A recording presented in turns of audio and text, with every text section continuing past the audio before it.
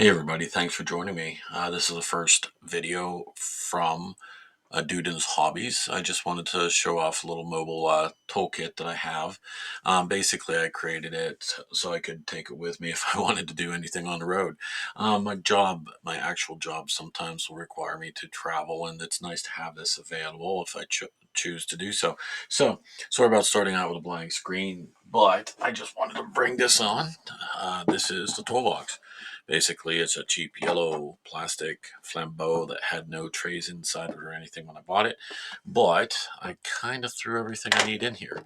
It's nice, it fits everything. I'm a little short on space for paints, but that's okay. Really, it's got my clippers. Nice purple, beautiful. I have honestly never spent this much on a pair of clippers in my life. Normally, I buy the cheapos that you find at a Walmart in the floral section for like $4. This was right around 15, but I'm finding I kind of like the thinner nibs. This is just a selection of terrain for basing. You can see the different rocks, different ballasts, different static grass. Primarily, I like to stick with this brown mix here and then one of these two static grasses. Uh, just an X-Acto knife cutting board, really small, really cool. Oh, helix. I lied. Anyway, you got it. So, I have two types of painting trays, one for washes, one for mixing. Uh, ubiquitous. I was going to say that's a funny word, but I like it. Paper towel. This is actually my main toolkit.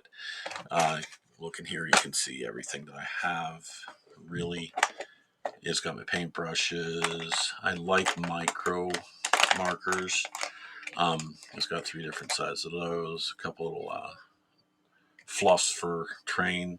This is actually stick miniatures to paint, just a pop bottle using glue tack. Normally, I'll also use a little super glue. Back here, I've got emery boards. As I said, I traditionally go cheap. Emery boards work pretty good. I think the thing I don't like is they don't polish real well. So you still have a little bit more grooving.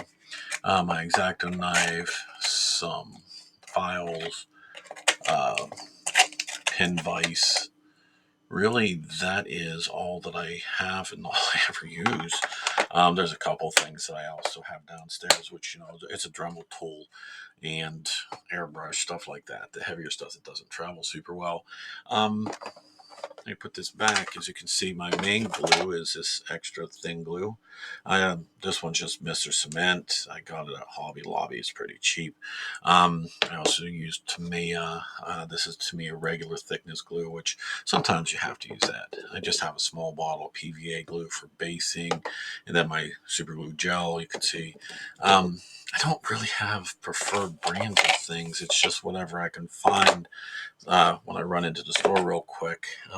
Well, that's kind of a lie. There are some favorite things you'll see as my videos go and as you look along. Let me move this out a little way. As I said, I don't have a lot of space for paints in that. So right now, this is just things I carry around the house. It's got my water. Of course, you have to have water because I use acrylics. I don't use enamels at all for anything except for maybe priming occasionally. Um, I like Vallejo. Vallejo is probably my favorite type of paint. I've tried Army Painter. I love Army Painter inks, and there's one particular metal type that I really like. This Claymore blade goes smooth, looks awesome.